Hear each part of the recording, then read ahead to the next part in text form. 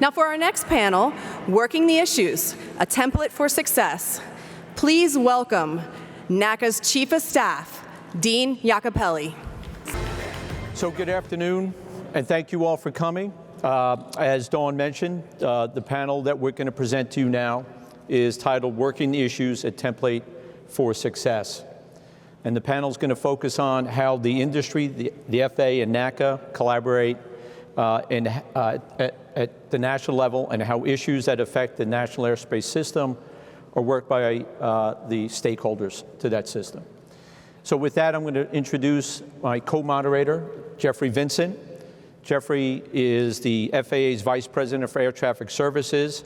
He provides leadership and direction to more than 18,000 employees. Before assuming his current role, he was the Vice President for Safety and Technical Training, responsible for the integration of safety and training standards into the provisions of air traffic services. Next up is Captain Rob Goldman. Rob is a Boeing 757-767 captain and a senior manager of air traffic management at Delta Airlines. Rob has over 28 years of aviation experience that includes traffic flow management, airspace and procedures design, and airport operations. Next up is Lee Brown. Lee has over 3 decades of experience in aviation systems, engineering, and solution development. Her career is concentrated on addressing aviation needs in complex airspace, encompassing ATC, airport, and airline perspectives. Next up is Jim Marinetti. Jim is serving his third three-year term as Southern Regional Vice President, first elected in 2015. And Jim's current facility of record is Miami Tower and Tracon. Next up is Hope Kubala. Hope is the FAA's Acting Director of Operations for the Central Service Area within the ATO. She began her career as an air traffic controller at Albuquerque Center, transferred to Minneapolis Center, where she held a variety of positions. And interestingly, prior to joining the FAA, Hope was a ticket agent for Southwest Airlines. So I find that interesting. I hope you do. So with that concludes the introduction of our panelists, and we'll get started. You know, when we talked about what this panel would look like and where we would start, we didn't want to go all the way back into COVID back in March of 2020, because it would literally just be a COVID discussion about all of the things that we had to work through to get to this point. So what we decided to do is we would talk about on coming out on the other side of COVID and the things that started to transpire this year. And some of those things were expected, some of those things were unexpected. So with that, we'll start with my co-moderator, Jeffrey. So having spent so much time inside of COVID and trying to guess where it would go next, we got to 2022, and I think we all thought we kind of had a plan, and we had some expectation of how this would go.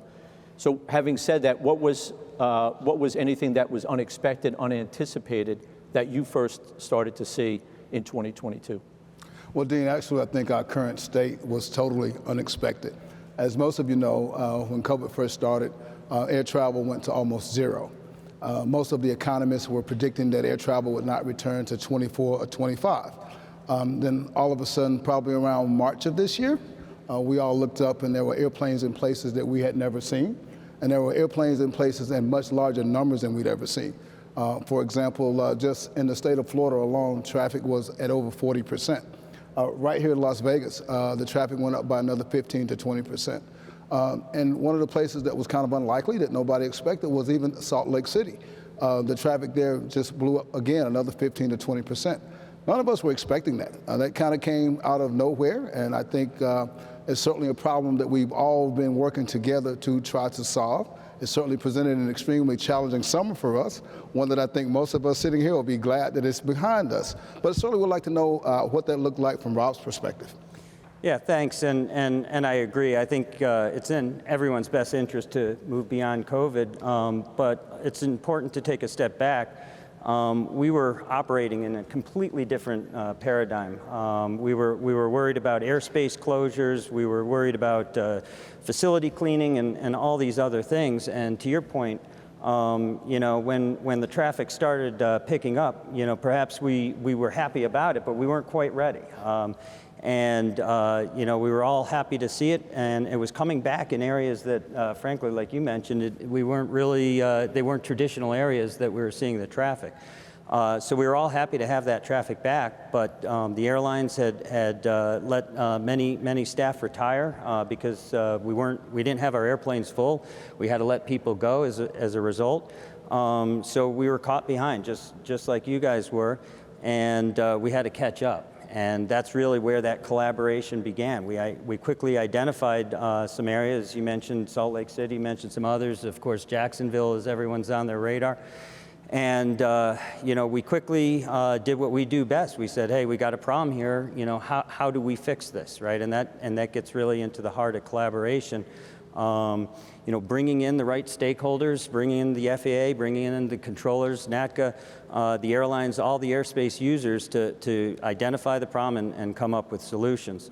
An interesting piece, you know, we always talk about bringing in the airlines. Not every airline, you know, sees things the same way. But at the end of the day, this is a team sport, and we really have to find a way to work together to kind of find that common solution. So Lee, from the JetBlue perspective and your many years in the airline industry, what did 2022 coming out of that look like for you? Well, it sort of reminds me of the quote from Monty Python, right? Nobody expects the Spanish Inquisition. You know, or the whack-a-mole type of analogy. There was just a lot of things that were going on that as much as we were relying on some of the prognosticators that we have in the industry, we were still seeing things happen either in different areas or different times than I think everybody was sort of expecting. For JetBlue, we are the friends and family airline, and so we were kind of already operating in a lot of these areas, focusing, you know, a lot on recreation and also in areas where people could get to, because I think that was also part of what we were looking at, is that there was always this interest and demand to, you know, as soon as people were allowed out of lockdown, they wanted to go somewhere, they wanted to have fun. But there were certainly restrictions going outside of the country. And so we saw a little bit more focus on what we had internal, which was a lot of what we see in Florida, outdoor sports in Salt Lake City, music venues in Austin, and great barbecue. So there were a lot of different things that we were all trying to understand. And the other piece is that we were all facing similar challenges in terms of how do you get the people and the resources to the right places to meet the demand. But we were all had, you know, a slightly different way of trying to address it. Like Rob was saying, each of the different operators sort of took it a different way. And obviously, from an air traffic control perspective, you guys had to handle it in your way as well. So Jim, I think it would be pretty interesting to know how did you see this from a labor perspective, from an air traffic controller's perspective. Certainly you were up very close and personal for this there in Florida and in Jacksonville. So what was your perspective on this? There were so many amazing achievements and successes over the past 2.5, 3 years. And we just have to remember, it comes down to one thing. It came down to collaboration, trust. And we'd be remiss to not acknowledge about 12 years ago when the FAA and NATCA came together and said, there's a better way of doing business. And we made a commitment to a true collaborative process. And over the 10 years leading up to March of 2020, when the world changed, the relationships that we built, the trust that we had in each other across lines of business, when March of 2020 came, we didn't miss a beat. Yes, it was difficult. Yes, it was calls and meetings every day, trying to keep up with the ever-changing CDC guidelines, procedures, processes, charter flights, dealing with vaccination flights, the users, whether it be the airlines, general aviation. Everybody had, as you said, Lee, their own concerns, their own interests. But the one common interest that we stayed focused on was safety, was the health and welfare of our workforce, while recognizing our obligation as mission essential workers. I think we did an outstanding job, not just internally, but reaching out to the users, reaching out aerospace medical, technical operations, because we all had to work together.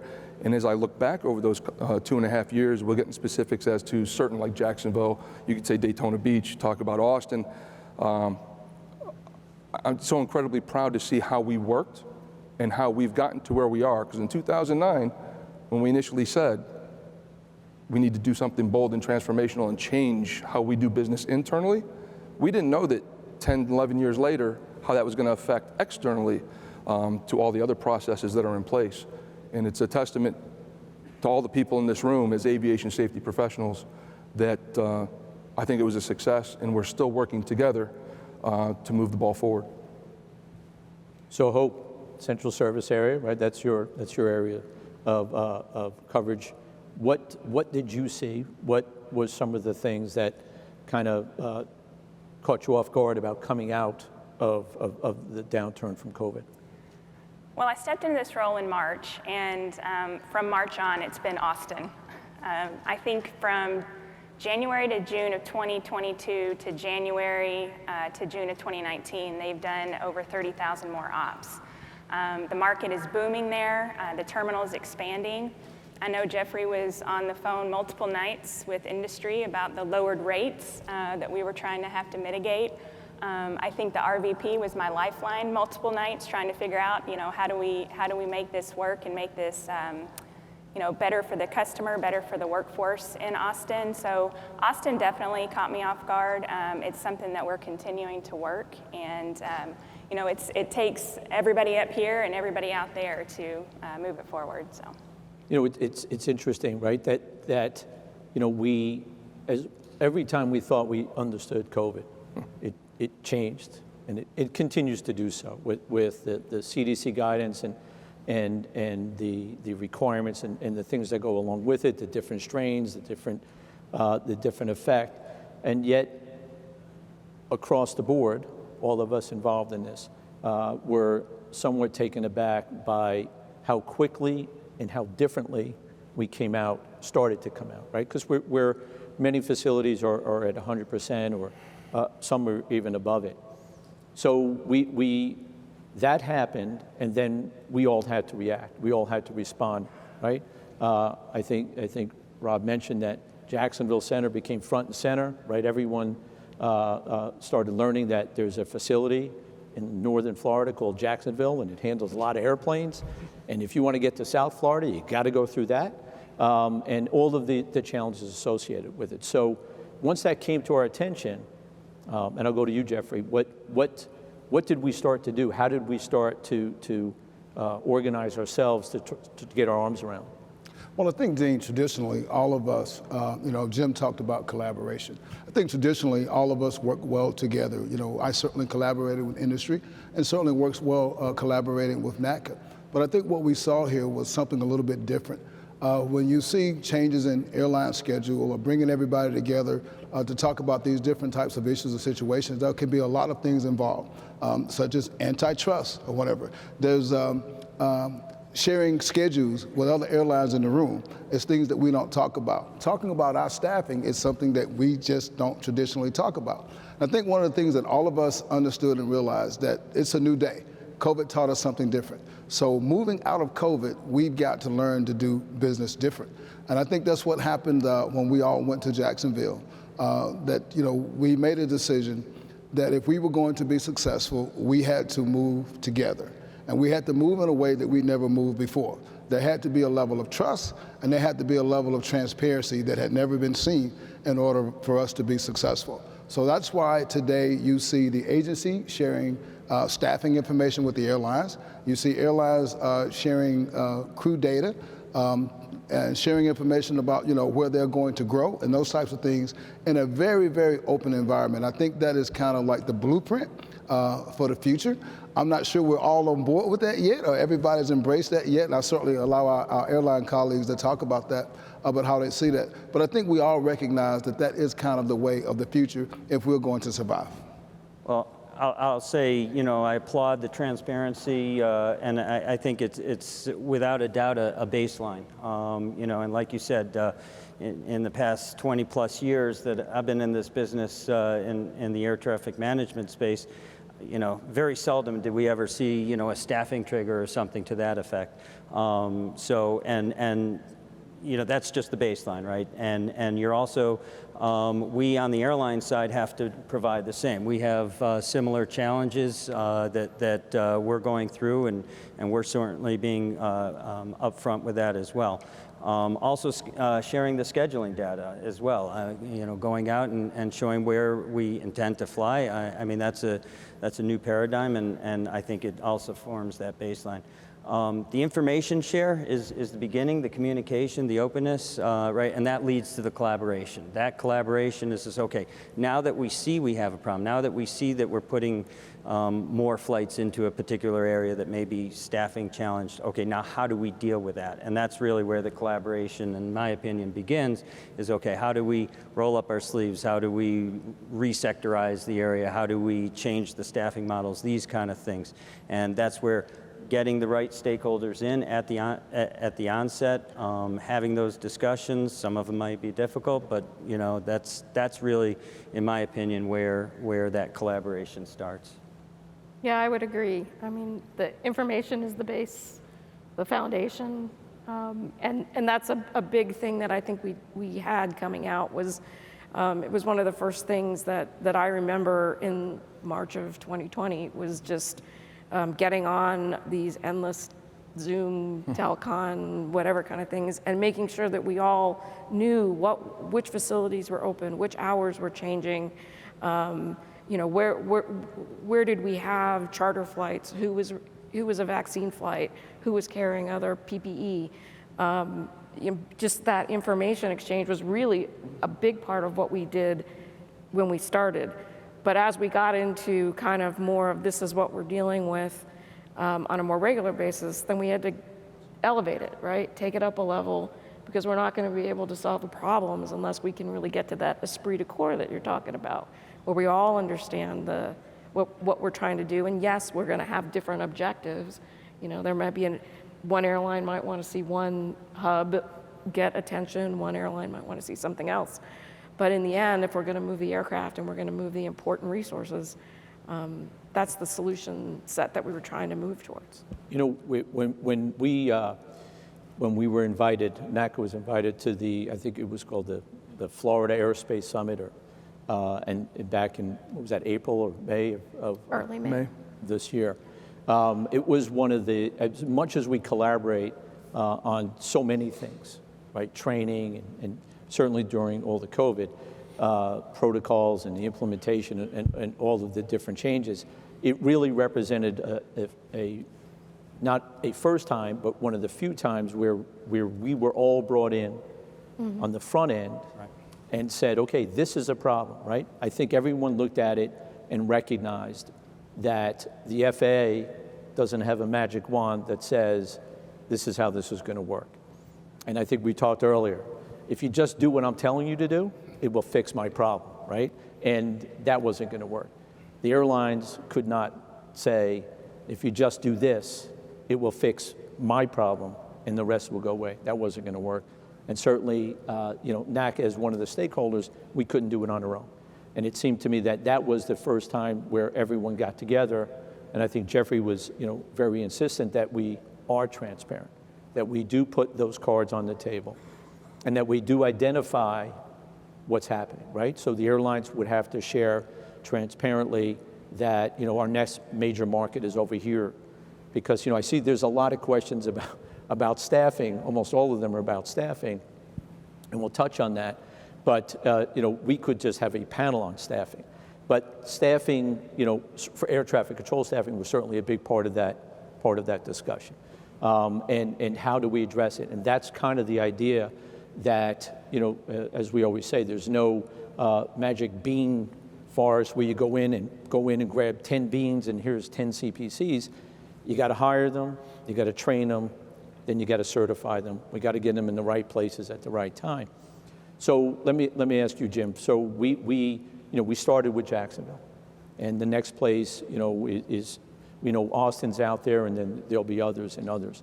So from your perspective, coming out of that meeting in Jacksonville, how did we address what we felt was not enough air traffic controllers in Jacksonville? Words are important, and it's funny when you say that. Jacksonville's getting 50 more controllers. The FAA's hiring 1,000 more controllers. We're hiring students. We're sending Jacksonville Center 50 students. They're trainees, they're developmentals.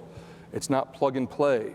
The 25-year veteran who retires is not replaced with someone who's going to walk in the next day and just start moving airplanes by themselves. As Dean said, there is a process.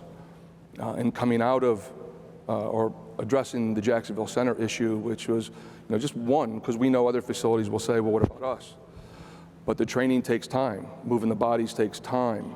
Addressing facility staffing numbers takes time, and we are addressing those things in a very proactive fashion that came out of that meeting in Melbourne, where we brought everybody together that had a vested interest to have an interest-based conversation. What are your wants? What are your needs?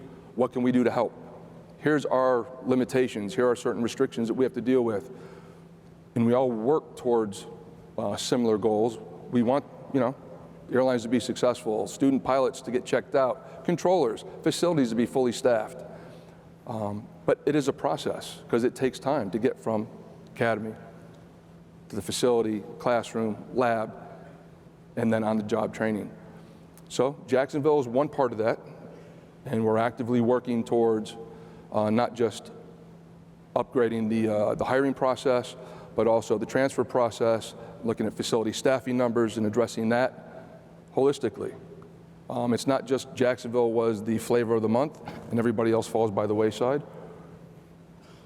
The entire country is being looked at. The NASA is being looked at, and we're doing it together. But it's hard, because collaboration is difficult. But you go in assuming positive intent. We're working towards the same goals. I believe we'll be successful. I think what's happening at Jacksonville Center right now is a byproduct of that. It is a success. It's not there, we're not at the end game yet. Like I said, they're getting bodies. We're addressing it in a different fashion, and the success there will grow out to the rest of the NAS. It just takes time. But we are working proactively at the national level to accommodate those things. And as I look at, you're right, you look at some of those questions, staffing. It is being worked. And I think that's a good opportunity, if you don't mind, for Rob and Lee. We talk about air traffic control staffing, and that is certainly a significant aspect of it. But tell us, post-COVID, are there challenges in your airlines with staffing? I'll start with you, Rob. Well, absolutely. Like I said, we had a lot of retirements back when no one was flying on airplanes. At least our management, they didn't want to furlough anyone, but they gave generous packages. So a lot of people left. And a lot of, not just pilots and flight attendants, but gate agents, back office support, dispatchers, everything. And also, it's a new generation. We have a different workforce and whatnot. So we certainly have challenges on our end. We're speaking on behalf of Delta. We are catching up. I'd say our biggest difficulty is during irregular operations. We used to have lots of crews that could come in and fly some of these flights late into the evening. We don't have as much of a buffer as we did before, and that's really the biggest challenge that we do. But certainly, if anyone wants to fly airplanes, we're hiring.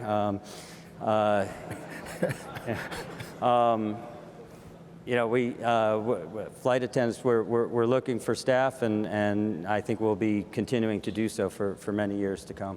I have gate agent experience. Yeah, there you go. You're halfway there. I think what for JetBlue, and I would say other airlines, we're all kind of facing some of these sort of challenges, similar to what I think a lot of industries are facing right now. You know, I think the pandemic, we've read so many times, people took a look at what they were doing and they're trying to decide if this is really what they want to do, where they want to go next. I would say that, you know, what we've been, to kind of bring it back to the collaboration perspective, when we've been looking at some of the big holiday weekends, which we have many of, you know, as we go through the summer, one of the things that ties to the transparency and the information sharing piece of what we're talking about is it's a multi-way street, right? It's not just the FAA and NATCA coming forward and saying, you know, here's where we're going to be staffed, or here's what we're going to do with our plans, but it's also the airlines coming forward and saying, here's what we're going to try to have for reserves, here's where we're going to have that focused. You know, and it isn't just, I mean, we tend to focus a lot on pilots, but we have to look at our dispatchers too, right? You know, it's the same kind of thing. We need to have them working that side of the flight. You know, you got to have someone who's going to get the bags off the plane and pull the jetway up. You know, these are all jobs that are out there, and God love our airport gate agents who end up, I think, you know, doing a lot of that front end customer service. These are not, you know, fun jobs sometimes. So we have challenges across the board, and keeping the information flow and being honest and transparent, which are very buzzwordy kind of things, but that's a key point to you know, continue that focus that Jim brought up about safety. It is about the safety of the customers and the people who are working these flights. I think one of the most important things for us to convey here on this panel is that, you know, this is not going to be something that's going to get solved overnight. I think that the thing that I want people to leave here with is that just what you've heard here. You know, we got several airlines involved, and each one of them has a different agenda. You know, everybody has their hub, and everybody cares about their hub, and they want to protect their hub, and they want to make sure they're getting what they need for their airline. The agency has a position.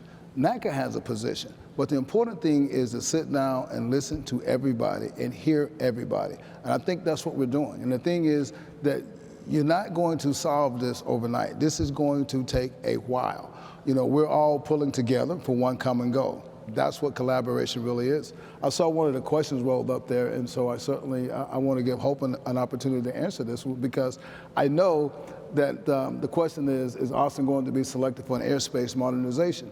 Hope is working extremely hard to address the issues that came out the blue at Austin. I had an opportunity to visit Austin, and I looked out at the ramp and I said, is that an A380? You know, and it just absolutely blew me away. I don't think anybody was expecting that. But she and her team are working extremely hard to address those issues. So please, would you elaborate on some of those things that you guys are doing? Yeah, thanks, Jeffrey. So I did have to go to Austin to see what the hoopla was about. It is pretty cool. So I've been down there twice. The Airspace Modernization Initiative is being, it's undertaking right now. So to answer your question, I don't know. Is it on the docket? It absolutely is. Austin is getting a ton of, I mean, all eyes are on Austin right now. So right now we actually put together a facility evaluation team through Article 51 with Nick Daniels. Me and him put a collaborative work group together, and we I don't know, we had, I think, 6 people on that group that went into that facility, and they looked at short-term goals. So they've got short-term goals, mid-term goals, and long-term goals on what we can do to help that airspace. And the short-term goals were really things that they can do in the here and now to help with the efficiency of that. We also had SysOps go in and look at their arrival rate, because we were having so many rate issues. We couldn't understand why we were cutting it half when we were losing, 1 to 2 bodies, and their rate was wrong. We actually ended up lowering their rate, and they're still being evaluated. But to answer the question, it is right now in the top 4. So could it be part of the Modernization Initiative? It absolutely can, but we are still in that process right now. But there's definitely a lot of eyes on Austin. Hope brings up a good point. A lot of times, we're talking in terms of collaboration at high levels with staffing numbers and big industry forums, but a lot of this stuff is grassroots, right? And we talk about a safety culture, and I think we're all incredibly fortunate about the safety culture from NATCA and the FAA and the airlines and us as an industry. But I also think in many ways we do have a collaboration, culture as well. I was spending some time at the TRACON and New York TRACON and the TRACON. The TRACON. One of the controllers came down to the Airspace and Procedures office, and he said, if you could make a transition to this approach, I could deconflict from white planes, and it'd be better for the pilots because they could stay on a transition, and it's better for the controllers because they can do less work, and it's easier for them. And he said, could we do that? And I said, absolutely. And I brought in some more people and a couple of the other airlines, and we had the conversation. And next thing you know, a procedure is being published. And I think that's really, a different, type of collaboration, but an important one. It doesn't have to rise to flight cancellations and delays. It could be just, someone, in an area of a facility that sees an opportunity, and just getting the right people to get together and work the issue. I think that's an important part, right? That collaboration is not just us on the stage, or it doesn't just take place at the national level, that there are lots of opportunities across the country, certainly across the national airspace system, for people to get together and address their concerns. I will address that number one question because it keeps getting more and more people thumbsing it up. So the question is, and it just went orange, I'm not sure what that means, but at what point does the 6-day work week pose a safety risk, and how is hiring being adjusted to improve staffing across the NAS? So the first part of it, I know that there are people out here who have spent almost their entire career working a 6-day work week, so I don't know that there's a definitive answer to that. At what point does it become a safety risk? I do know, under the guise and under the umbrella of collaboration, that the airlines have a lot of interest in air traffic controller staffing, right? That's what the transparency and reporting and giving the staffing triggers, so they have a better idea of where the staffing challenges lie.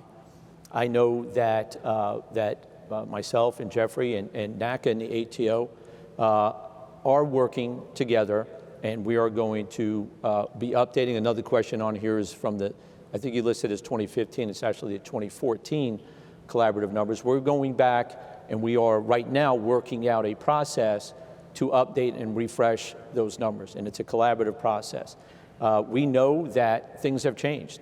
One of the questions on here is, why does it seem like the NAS can't handle the traffic pre-COVID to now? Well, the sands have shifted. Austin is in a totally different place than it was before. Almost everyone in this room has heard about N90. Sometime this year, most of you, or a lot of you, heard about Jacksonville for the first time, because the sands shifted. So we're going to go through, and we're going to survey every facility in the country. We're going to take that information back. We're going to analyze it and validate it, and then we'll work together to come up with something more robust, more current, more up-to-date, that's transparent and repeatable, that we can go back in and look at it again in whatever period of time, 2 years or 3 years, some window of opportunity, or if there's a significant change. We'll have a means by which we can do that.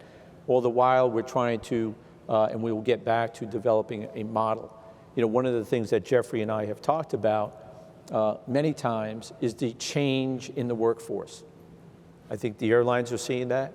We're seeing it, that the workforce has changed.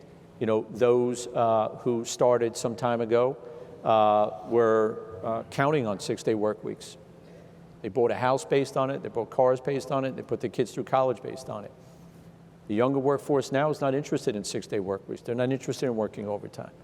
I think the airlines are seeing the same thing. When I was in Melbourne, it was interesting because I heard directly from the airlines and their representatives there that pre-COVID, they would post up that we have a need for a dispatcher on Saturday or Sunday. And they would get 10 or 15 names of people who want to work those shifts on the weekend. They get to it now, nobody wants to work it. And I think we are seeing the same thing. And part of our discussion is how do we adapt and address to a changing workforce, to a shift in traffic, and try to stay ahead of something that takes years to be in front of it when we're just discovering it now. So those are all very hard questions. Staffing is a very, very hard, very challenging question because it is not something, and I think Jeffrey mentioned it, it's not something that we decide today, it's fixed tomorrow. It's something we agree today, and we have to wait and see the return on that investment. We have to invest. We're investing in Jacksonville. We'll invest in Austin. We'll invest in all of the other facilities as we go through that. And then we have to hire people. We have to get them through the academy. We have to get them to the facilities. And we have to train. Every day is a training day. We just adjusted the training. We put more focus on it. I know that Hope will be on a panel tomorrow talking about the National Training Initiative.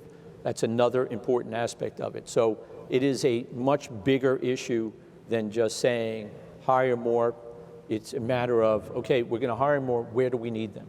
Where are we going to put them? And once they go there, we have to train them. We have to have good, solid training programs so we can take employees and create air traffic controllers. Because when they get hired, they're an employee. When they certify, they're an air traffic controller, as far as we should be counting them as such. So I'll just turn it over to you, Jeffrey, and get your perspective on that. Well, Kurt, of course, I'm sure you know that I certainly had a perspective on that. But you said it very well. There's not a lot I can add to that. But this is certainly a collaborative issue. I couldn't think of anything that is more collaborative. You don't, hiring people does not make our 6-day work weeks go away. 6-day work weeks go away only one way. You got to plug people in, you got to train them, and you got to certify them. And what we owe you, myself and our acting COO, Tim Morrell, we are committed to putting people in the facility, the right number of bodies in the facility. We're committed to that, but we need you. We can't do this by ourselves. This is certainly a two-way street. This is certainly a collaborative effort because just putting bodies in the building or hiring more people don't make it go away. We've got to plug those people in, we've got to train them, and then we've got to certify those folks. That's the only way we fix this issue. And one of the questions you had that I certainly do not want to dominate the time. I certainly would like to give our other panel members an opportunity to answer this. But one of the other questions was how does staffing and TMIs affect the cost for the airlines? Absolutely. I think we're doing a great job, and I would be remiss to not talk about the collaboration that we have with systems operations. They're doing an outstanding job. We're doing some things that are unprecedented now. We're moving airplanes around and shifting airplanes, sometimes from center to center, to accommodate some of the issues that we're having with staffing. The airlines have been very receptive to that. They are flying the longer routes and flying through a different center and whatever to eliminate having to cancel those flights or cancel those delays. But there is a cost to that. You're exactly right. Now, I'm sure their economists can tell me exactly how much it costs, but absolutely there's a cost to that. But I would certainly like to give some of our other panel members a chance to weigh in on those two questions. Well, I'm not an economist, and I don't have the direct numbers, but certainly, there is an expense both to the added miles, the delay, and also the inconvenience to the customers. And at the lack of being a little controversial, and anti-collaborative, I hope there's a day that I don't care about your staffing numbers. They exist to a point where they're appropriate, and we don't see those delays. Well, we're on the same page. That's collaborative. Yeah. We would like that exact same thing. So that we don't see those delays, and or at least not for staffing, and we can find something else to complain about. But the reality is that it does exist today, and we've been doing a lot of work with system operations and air traffic to make sure that the way we manage that capacity-demand imbalance is something that's equitable, whatever that means, to the different airspace users, and we're still serving the customers that we fly. I'll start. I'll jump. I'm going to jump you for a second. I was going to say, well said. One of the lessons learned, one of the very important lessons learned coming out of Jacksonville Center this past spring was the interaction between SysOps, the command center, and Jacksonville, and all the centers. And we're moving forward, again, in a proactive way. We're collaborating, we're working together, because there has to be that yin and yang where the command center is addressing traffic management initiatives, needs of the facilities, while addressing the needs of those who are using the NAS, the National Airspace System. And we have to have open and frank conversations. What are our needs? What are our wants? And we can work together, because as we see so many here that are on 6-day work weeks, we recognize that. The National Training Initiative is a huge part of that. And we have to remember, we just came out of 2 years, no training. In March of 2020, we were actually looking really good. The numbers were up, facility staffing was up, the National Airspace System was healthy, and then 2 years, nothing. Now, the airlines handled that one way, we handled that a different way. Nobody got furloughed. Now, we had to have the conversations of essential versus non-essential. What do you do when a facility has a positive case? We worked through all those things, working very closely with Aerospace Medical, counsel with CDC, technical operations, command center, to keep the NAS alive. That was our goal. Keep the NAS alive, make sure the health and safety of the workforce is the priority, but also recognizing our mission. There weren't a lot of flights, but there were flights. And the general aviation community came back before anyone. So it was important that we kept the lines of communication open. I've never seen it more collaborative in my 30 years in the FAA than it is right now. And we cannot become complacent. So Jim, that's a very important point, because I talked to other ANSPs around the world when that happened. And there were people that were not only furloughed, there were people that was actually terminated. And I'm extremely proud of what we did. There was not one person that got furloughed or missed a paycheck because of that. And that's why it was because of our collaboration and working together. And I'm extremely proud of that.